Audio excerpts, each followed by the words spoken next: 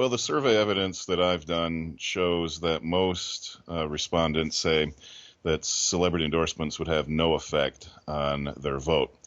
However, if you look at it more particularly, some folks will say that the celebrity would have a positive effect and some say a negative effect. And so what we can do is do a quick subtraction. And what we find is that for most celebrities, the effect is actually negative in the overall electorate. In other words, that a greater percentage of people say that they would be less likely to support a candidate if that candidate was supported by a particular celebrity.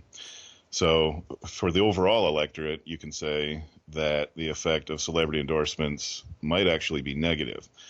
But the actual story is a little more complicated than that because you need to look at subcategories. And I think an example might explain this better.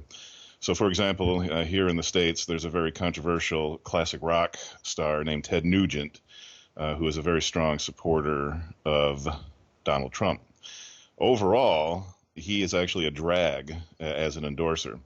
But if you look at people who self-identify as supporters of the Tea Party in the U.S., he's a net gain. And this happens with any number of celebrities, that if you get more specific about the audience, they go from being a net drag to being a net positive as an endorser. Yeah, we've been hearing on the program about a midnight rally in North Carolina. Lady Gaga's on stage with Hillary Clinton. It's being held on a university campus. So I suppose it's about knowing your audience when it comes to that celebrity endorsement.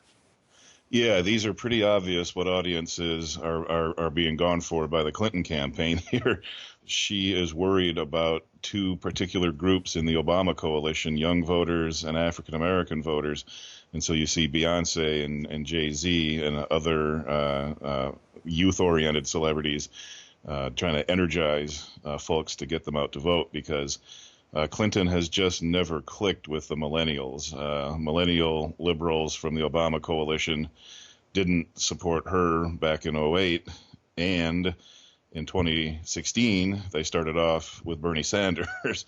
So she's had a lot of work to do to try to win that group back. And then, of course, in a sense, you can say President Obama is a celebrity, and he was out in force in Philadelphia tonight in front of a crowd of tens of thousands, clearly trying to energize African-American voters and liberals and young voters, sort of trying to hand his magic onto Hillary.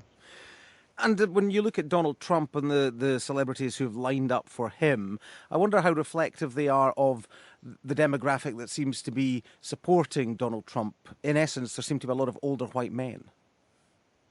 It hasn't been a particularly impressive group of celebrities who supported Trump. Now, there's no surprise to that in the extent to which Hollywood is generally liberal, and even, Romney and McCain, didn't do great with getting celebrity endorsements.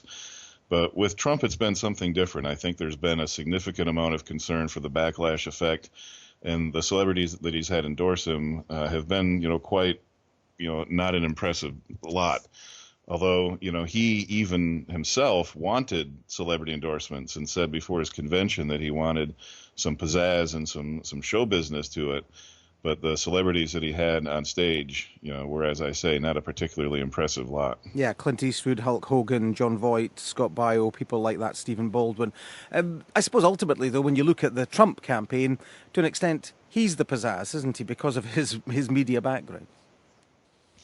Yeah, there really has never been a phenomenon like this before, in that somebody who cut his teeth in the New York celebrity tabloid media in the 1980s and 90s, had a massively popular reality television show, may in fact have multiple billions of dollars, truly a unique phenomenon, who then also, though, combined that with the ability to make the media not able to not pay attention to what he had to say. I apologize for all the negatives in there, but it comes down to the fact that during his primary campaign, it's estimated that he got $2 billion worth of free media attention because, CNN and other networks, when he was speaking live, because of the possibility that he would say something outrageous and newsworthy, felt compelled to cut to it.